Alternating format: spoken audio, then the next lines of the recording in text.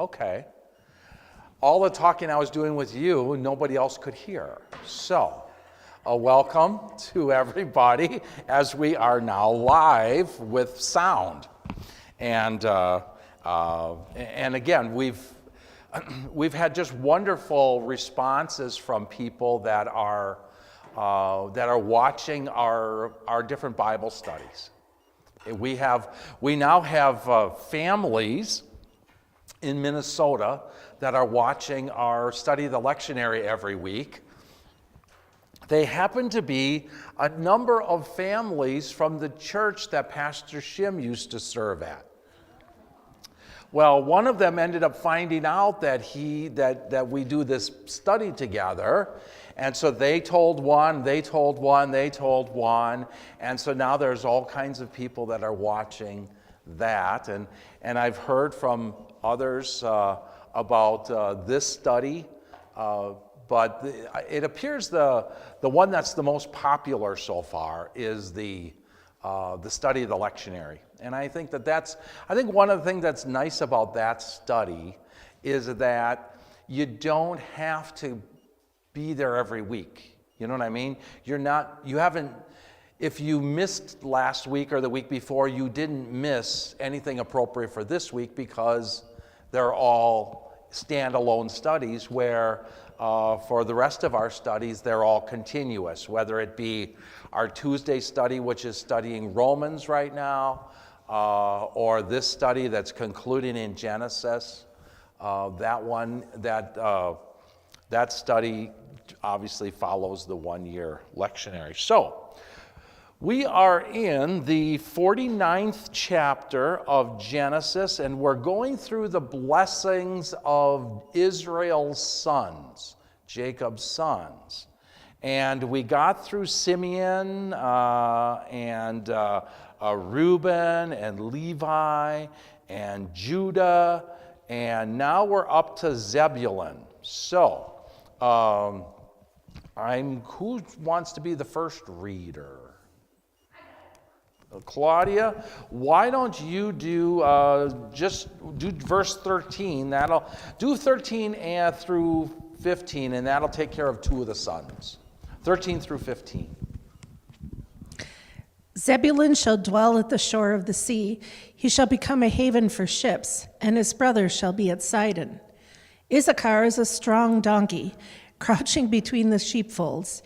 He saw that a resting place was good, and that the land was pleasant. So he bowed his shoulder to bear, and he became a servant at forced labor. Okay. Now, what we see here is Zebulun. Of course, we see that that tribe is going to be blessed to be a port city. That's really what they're saying here, is that it's going to be along the port. It's probably going to be a very active tribe, because there will be a lot of port traffic that's coming in there. And so we see that. It appears to be a very positive blessing, right? And then we come to Issachar, and Issachar, Issachar is one of those blessings that where it sounds like Jacob is saying to him, Issachar, you have a lot of promise, but you're not going to fulfill all that promise. And how often have you probably know of people that are like that, or maybe you've had some in your family where they just look like they could have all they could have all the advantages, and somehow they don't take advantage of them. And that's what we see here with Issachar, is that he is going to be one that has a very great potential, but he's then going to end up just being a servant. Which there's nothing wrong with that, of course, but he's probably just not going to use anywhere near the potential that he could to be a great leader, that type of thing. So, does somebody want to read 16 and 17 and 16 through 18? 16 through 18, those be the tribe of Dan. Dan shall judge his people as one of the tribes of Israel. Dan shall be a serpent in the way, a viper by the path that bites the horse's heel so that his rider falls backward. I wait for your salvation, O Lord. Okay, so here, the tribe of Dan will be a pretty powerful tribe. It's going to be a tribe that is going to be quite cunning, and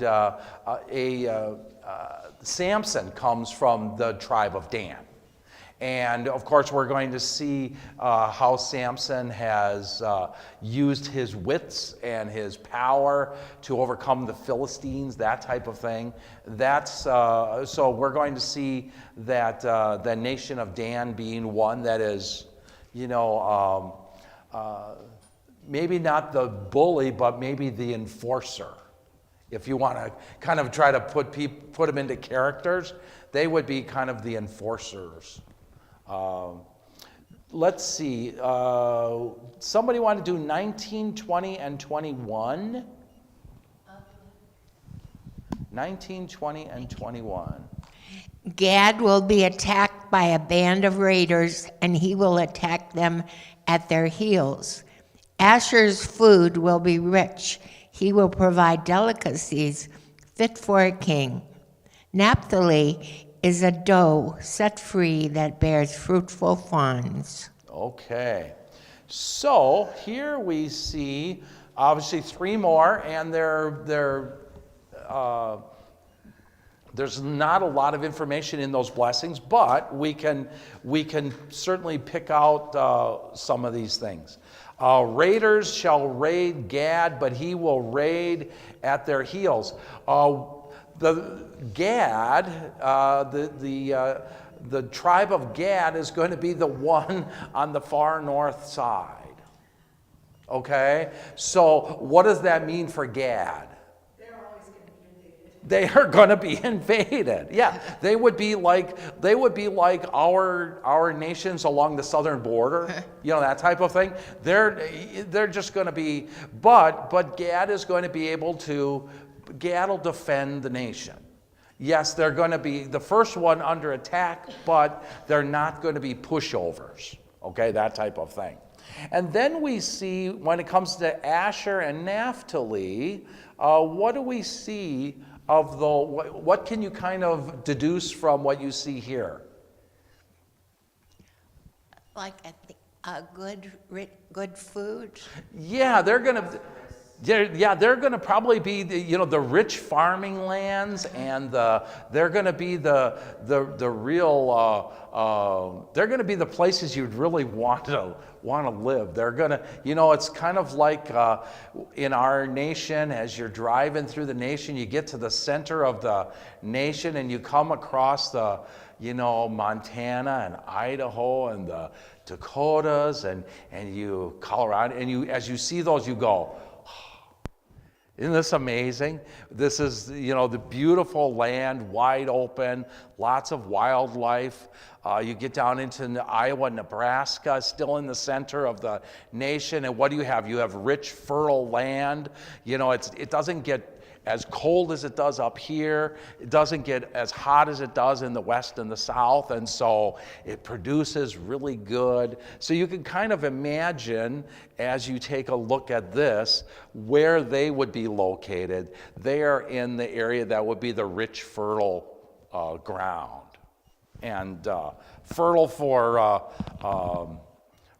both food as well as live wildlife and livestock and all of those kind of things. Farm to table. Yeah, they're the farm to table families. Yeah. Okay. So now let's go. Somebody want to do 22 through. Why don't you do 22 through 26? A little bit longer section. Yeah. We were just saying that Naphtali is one. That's the one where there'll probably be a lot of livestock. That was both Asher and Naphtali. or Naphtali, I should say. I picture them to be like the artists, the poets and dancers and singers. You probably not. It would be more along the lines of they are the rich, fertile areas for both farming as well as wildlife, and again, kind of like the central part of our nation is that type of a thing. 22 to 20 through 26. Joseph is a fruitful vine near a spring, whose branches climb over. Hold on. Is that microphone on? Is the green light on? Okay. We'll go again. There you go. We'll try it again. Joseph is a fruitful vine near a spring, whose branches climb over a wall. With bitterness, archers attacked him. They shot at him with hostility. But his bow remained steady. His strong arms stayed limber. Because of the hand of the mighty one of Jacob, because of the shepherd, the rock of Israel, because of your father's God who helps you, because of the Almighty who blesses you with blessings of the heavens above, blessings of the deep that lies below, blessings of the breast and womb. Your father's blessings are greater than the blessings of the ancient mountains, than the bounty of the age-old hills. Let all these rest on the head of Joseph, on the brow of the prince among his brothers. Okay. So as we see here, the greatest or the most beautiful, I think, of the blessings are the ones that is spoken upon Joseph, and of course we know that in Joseph's it's going to be spread across his two sons, right? Here we see, I think, a couple of things that we really note is that it's going to be a very fruitful. Those are going to be very fruitful areas. They are going to be overwhelmingly fruitful. They're going to be attacked. They're going to be severely oppressed. And yet he's going to remain steadfast, especially in his faith. And look at, and I think these words here, from there is the shepherd, the stone of Israel. From there is Luther says the blessing of Joseph refers to the kingdom of Israel and is said completely of a bodily government.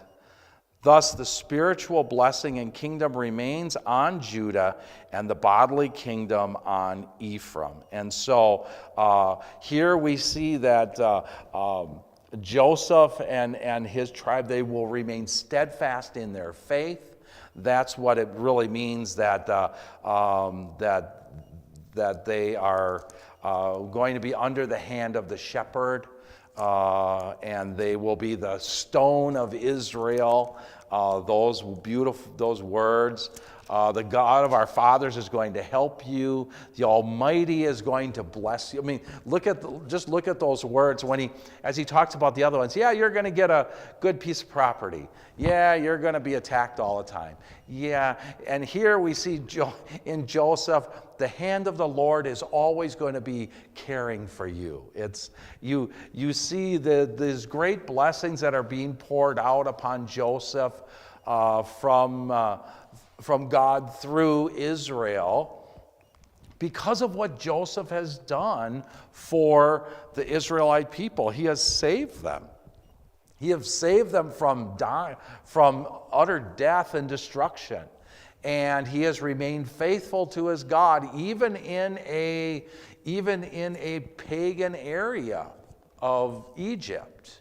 And he has remained faithful. And of course, Jacob, who had mourned Joseph for almost 4 decades, for him to be reunited with his son is something that he has not forgotten. The blessings of your father are mighty beyond the blessings of my parents. And so here he says, Well, first with Joseph, look at the blessings of the breasts and of the womb, that they are going to richly multiply. That's really what they're talking about. And then he goes to 26. The blessings of your father are mighty beyond the blessings of my parents. So Jacob says, as blessed as my dad was, I've been blessed even more than that by God. Up to the bounties of the everlasting hills. And then he says, may they be on the head of Joseph. And so he's saying that the blessings of him are being passed down to Joseph. And note, this really parallels the first part of this chapter, where he tells the firstborn, Reuben, you're not going to be, okay? But yet we see at the end of the blessings, Joseph, you are. You know, you're the one that's you are the one that is receiving the firstborn inheritance. Now, Joseph isn't the youngest, right? Benjamin was the youngest. But Joseph, it also again shows that God's ways are not man's ways. And that here it should have gone to Reuben by way of inheritance, but it went instead to the one who remained faithful throughout this entire time, and that would have been Joseph. Maybe they be on the head of Joseph and on the brow of him who was set apart from his brothers. And then we come to the last one. The last one's really interesting because here we see he's going to speak of Benjamin and the fact that the tribe of Benjamin is always going to be in fights. Somebody you want to just read that one verse? Benjamin is a ravenous wolf. In the morning he devours the prey. In the evening he divides the plunder. Okay, so he is just going to be in battle all the time. But he's also going to be victorious in battles. So it wouldn't surprise you that when they were, if they would be facing other nations, maybe Benjamin's tribe will be the one that would be the most prepared, the most trained of the armies, that type of thing. They might have to be protecting, the areas around Naphtali and some of these other, more meek tribes. And so you kind of see how God has in the children of Israel, in the tribes, how he has made sure that they have everything that they need. They have they have the ability to be able to grow and make a living. They have places for industry and commerce. There's places for education and higher learning, especially along the sea, where the higher populations are. There's place of serenity and peace, places of rich fertileness. There's people that are good leaders. There's others that are going to be great servants. That's when he was talking about that one that would be great servants. And then we're going to see others that are going to be mighty in battle. So the Lord has really prepared them to be a complete nation. And I think what's important for us as we look at this is to understand that's what he has done for you too, for his church. Remember, Israel is really the Old Testament church. And the New Testament church is the new Israel. And he has done the same for the church. He has provided the church all that they need. And we see that as you watch the church played out, whether it be in the individual church, where we might have some that are good leaders, faithful servants, individuals with great hospitality, with healing, with healing and prayer giving and preaching and teaching and all these kind of things, all in an individual church. He does the same thing for his global church too.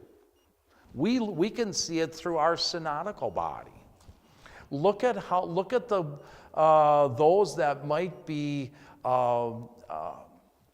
really gifted for leadership or for administrative type skills. Maybe they weren't the pastors like a Pastor Hauser was or something along those lines, but they might have skills that he would have never had.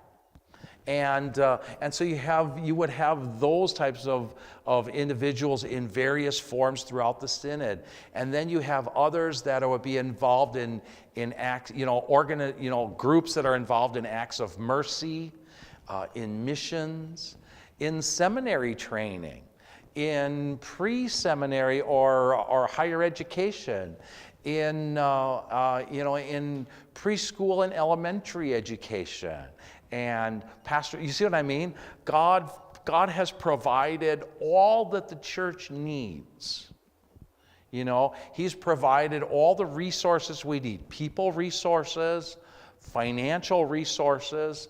Now I know that there's a lot of our churches, a lot of our, in our even organizations in our synods that are facing money challenges all the time.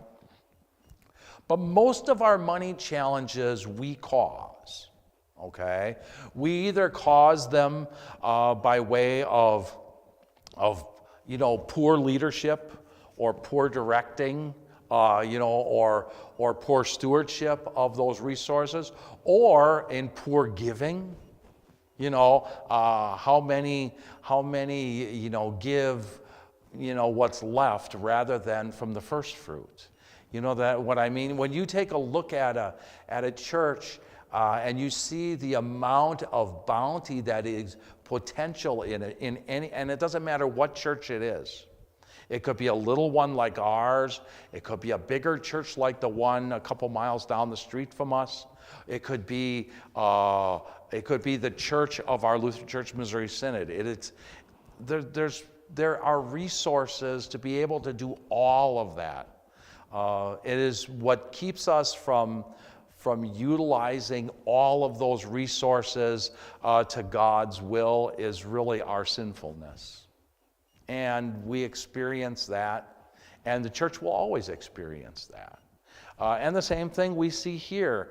Israel has been given all of the resources that it needs to be a great and powerful nation, faithful to God. And they have the hand of God, they have the shepherd's hand over them, as we do. And yet, look at the challenges Israel is going to face. As we travel our way through the Old Testament, we are going to see all kinds of heartache and headache that they are going to face. Unfaithfulness. They're going to face exile and imprisonment. They're going to face all kinds of these things. And yet, it isn't because God didn't give them everything that they need. So, see, that's how we can apply this book of Genesis to us. Because we can see what he has done for Israel, he has done for his New Testament Israel, the church. Okay? So now we come to the end of chapter 49. Does somebody want to read from 28 to the end of the chapter?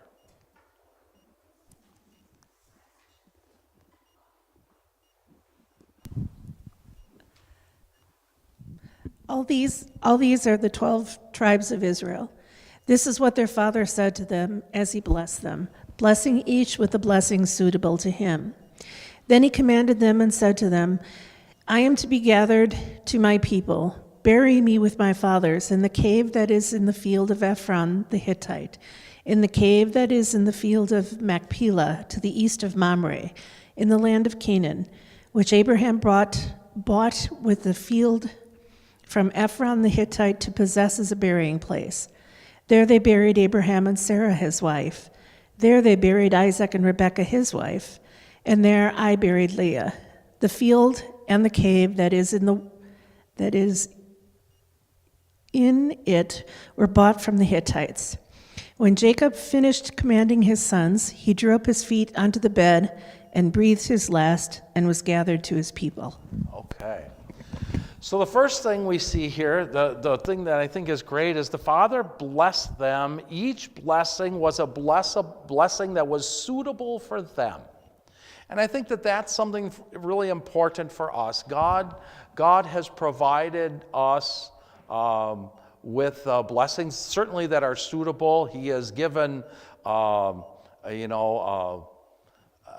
from an individual standpoint, he has poured out blessings upon Pam that are a little different than he would have done for maybe me, right, or for Claudia.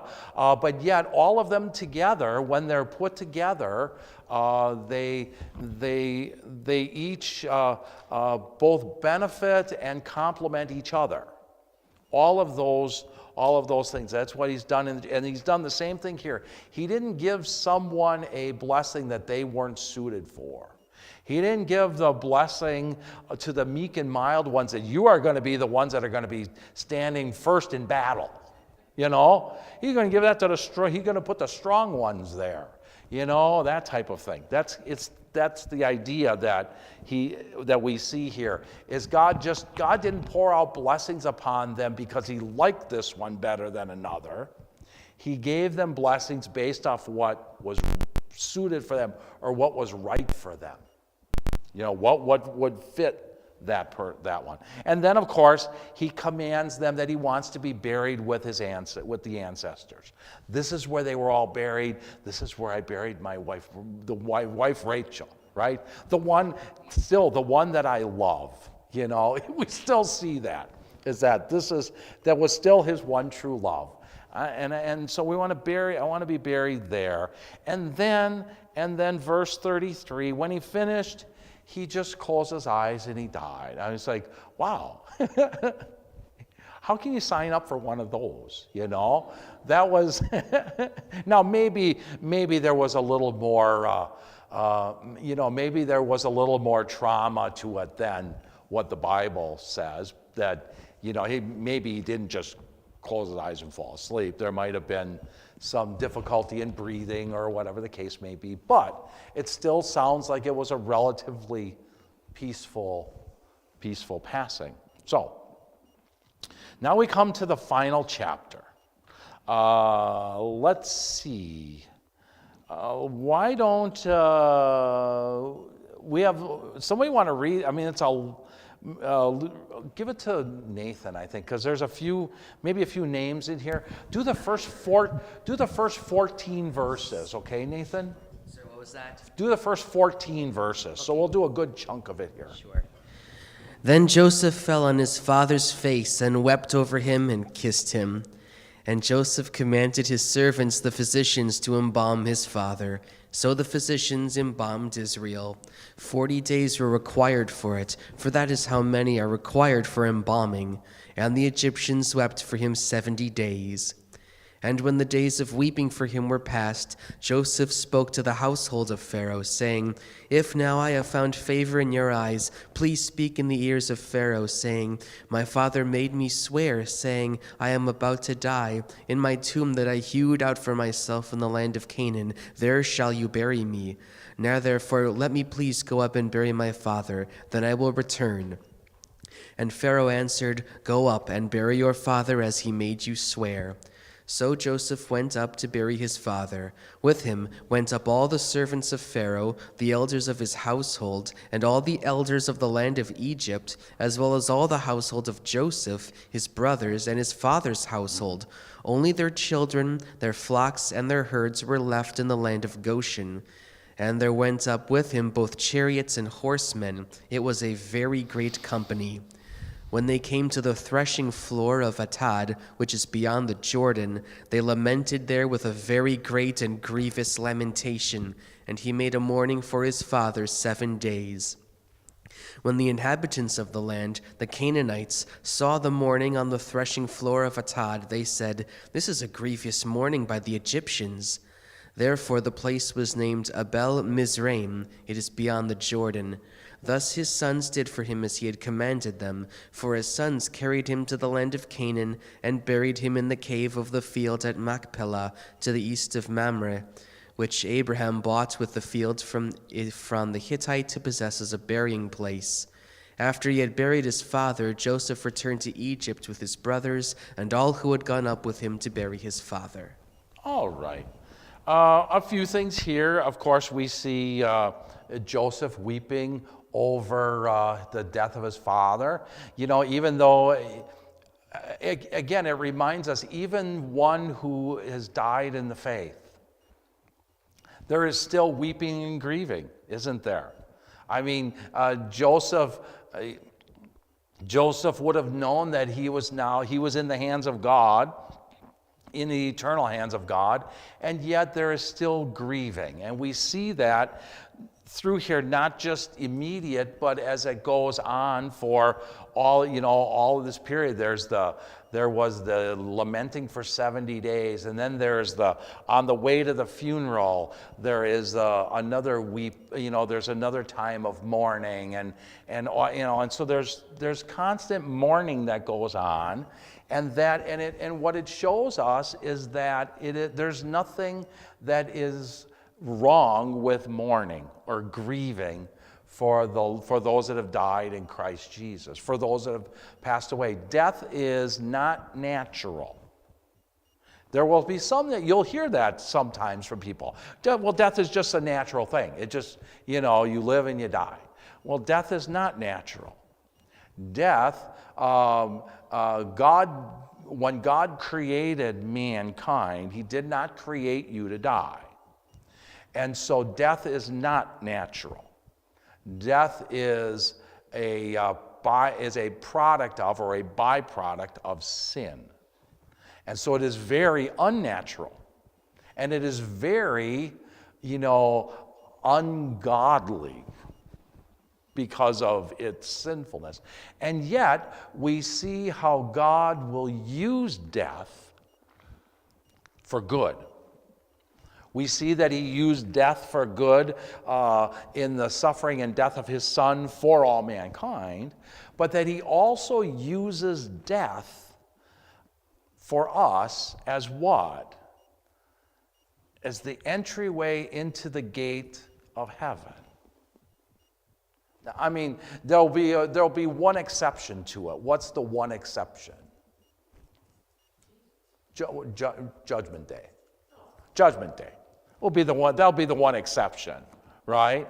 But outside of Judgment Day, all the rest of creation, all the rest of mankind, their entryway into heaven is through this abomination called death. So God is going to use death, and if you ever want to see that as he describes it, it's in Psalm 118, and he talks about that death is the gateway to heaven. I mean, it's just what a great way of looking at it. I mean, we certainly will mourn the death of those whom we really love. We'll mourn the death of those who maybe have gone earlier than we think they should have gone. We will mourn the death. We'll mourn death of those that maybe we think died senselessly. Those kind of things. But when you look at what death is now, because eternal death has been defeated by Christ, death today is just the doorway. It is the open door into the kingdom of heaven. And that is, God has made death joy-filled in Christ. And so, but on this side of eternity, It will still be mourned over. It'll still be grieved over, and there's nothing wrong with that. That's what we want to see here. Okay? Also, what? I was thinking of Jesus' death now, and he was put in the tomb, but they didn't mummify him at all. They just did the outside part, right? They bathed him, put spices on, put it. They didn't embalm him. That's what I mean. Yeah. They didn't embalm him, but they certainly did do everything else. Would they ordinarily have embalmed him? No, the embalming was more an Egyptian thing. Egyptians embalmed. And that was the one thing I wanted to mention to you, is that you see here that we have this new scientific embalming process. That's an Egyptian thing. That was because the Egyptians believed in this life after this underworld, this life after the reincarnations, things like that. And so they were preparing those leaders to be preserved for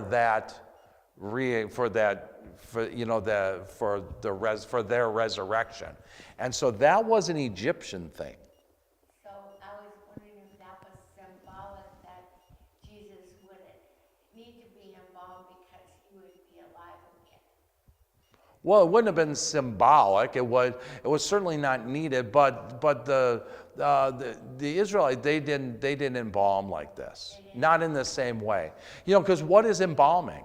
They take the brain out, they take your organs, your guts out, Okay. and then fill the cavities with stuff. Yep. So I don't know how. Yeah, they dry things out. They also drain the blood, right? And they pump an antifreeze into it, basically, a chemical. It would kind of the same. It kind of works along the same line, right? You're replacing the blood with a preservative. Yeah, absolutely.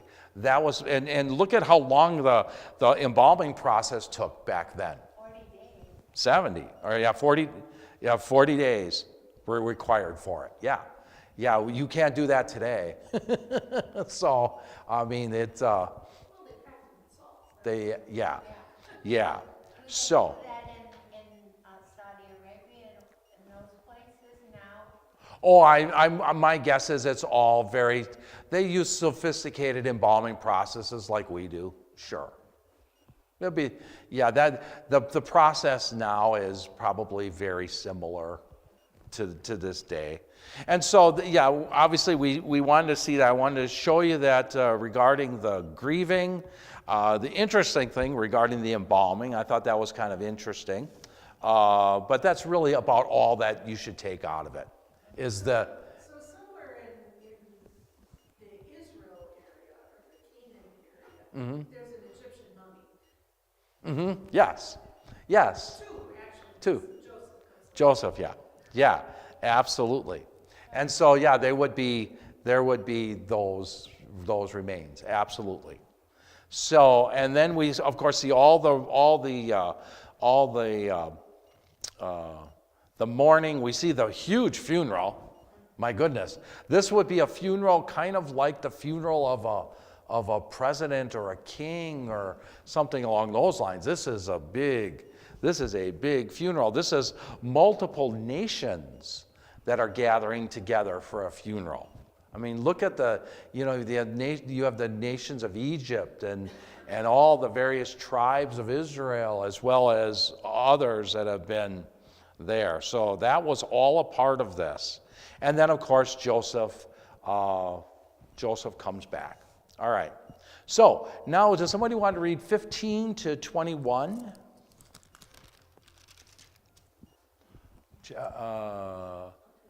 Make sure that it's on. 15 to 21.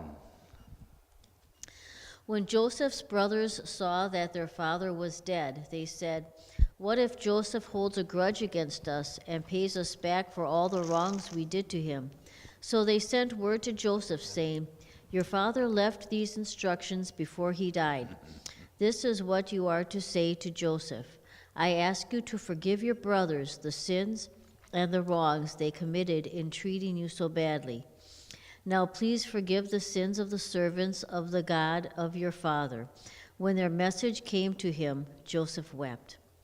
His brothers then came and threw themselves down before him. We are your slaves, they said. But Joseph said to them, Don't be afraid. I am in the place of God.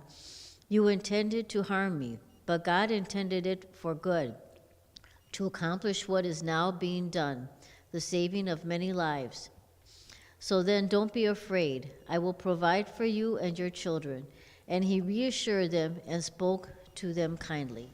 Okay. So I think we heard this before, didn't we, from them? They were obviously terrified, and they heard the reassurance of Joseph once again. They asked for mercy, and they heard the reassurance from Joseph that I will not. I'm not going to harm you. That God had all this for good. This was all part of God's plan.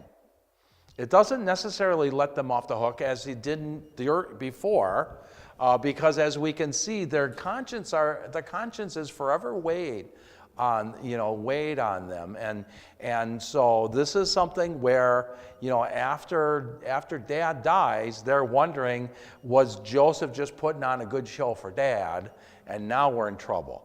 So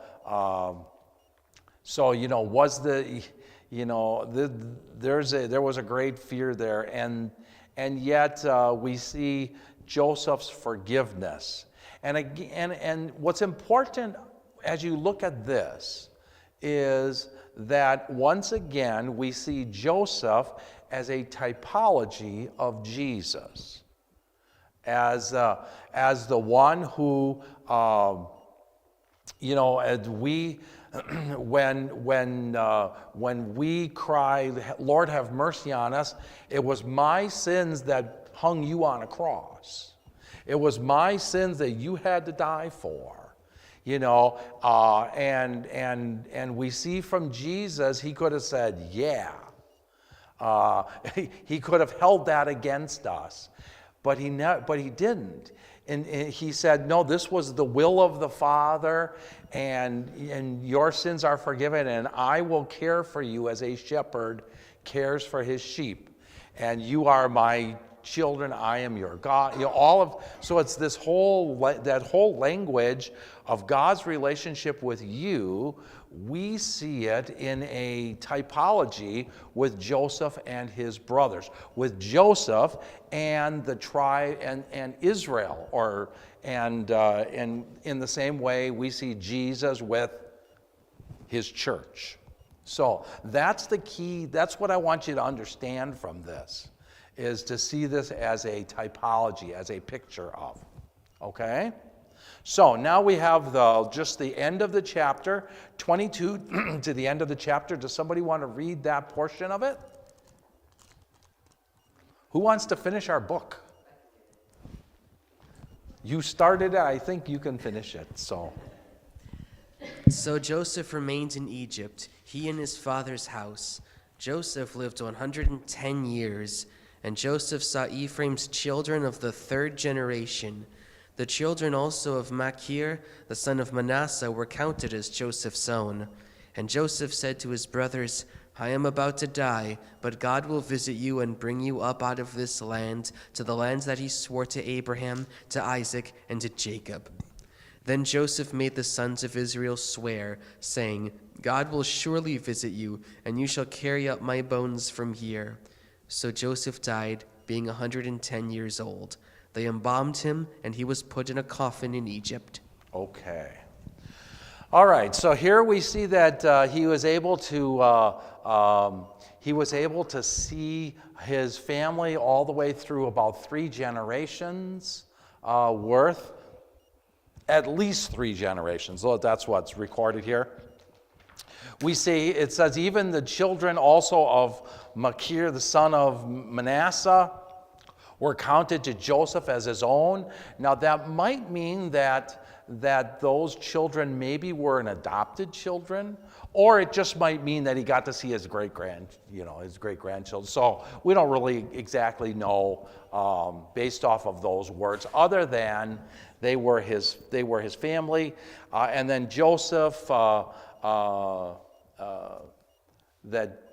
that he asked his sons to make a promise that he would be buried with the rest of the ancestors. And they would fulfill that, but it would take them 400 years to do that. Okay? Where is that story? That's in Exodus. Watch the Ten Commandments. And watch as they are exiting Egypt and they are carrying the bones of Joseph, all wrapped in mummified bones of Joseph. So that means that his body was preserved in Egypt until they were able to bury him. And we know that they were in bondage for how many years? 400. So do the math. It took them 400 years to bury him back in his place. But they did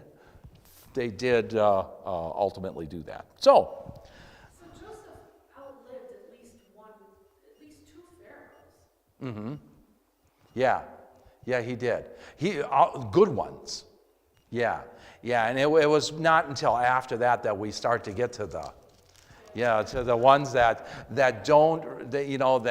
did not have the relationship with them, and so. We will, and of course we'll see that, you would see that if we were to be into Exodus. So, we are at the end of our time. We have finished our book. Any thoughts of what you want to do? I think we should go on to Exodus. You want to do Exodus? Should we do Exodus? It is the wilderness journey of the church. So, all right, well, we'll just keep rolling and we'll do the book of Exodus. We'll start there next week, and those of you that are watching this online, you don't have a say, but that's okay. So we will begin in the book of Exodus starting next week. Lord bless you and keep you as you go from this place today.